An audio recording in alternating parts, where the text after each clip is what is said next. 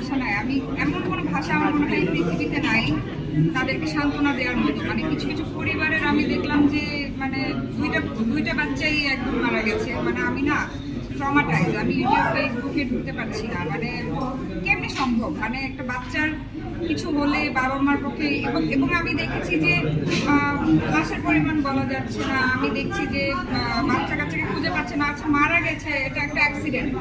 বাবা মারা তো তার বাচ্চার লাশটা তো ডিজার্ভ করে, সেটা তো দেওয়া উচিত তাদেরকে বুঝিয়ে আমার মনে হয়। এবং আমার মনে হয় যে এটার একটা সুষ্ঠু তদন্ত করা দরকার, যে আসলে কি ফলটা পাইলটের ছিল, আসলে কি ফলটা প্লেনের ছিল, প্লেনের কোনো প্রবলেম ছিল, তাহলে এই প্লেনগুলো কেন আমাদের দেশে চলবে? পাইলটটার কোনো ভুল ছিল কি? তাকে কি সে কি প্রিপেয়ার হওয়ার আগেই তাকে কি একটা প্লেন দিয়ে ছেড়ে দেওয়া হয়েছে?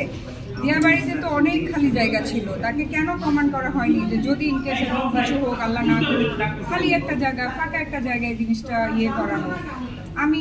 আমি এটা সুষ্ঠু তদন্ত চাই, এবং এই শোকের কোনো শেষ নাই।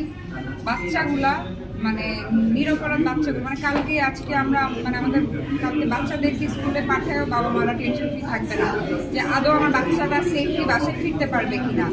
এটা আনএক্সপেক্টেড। আর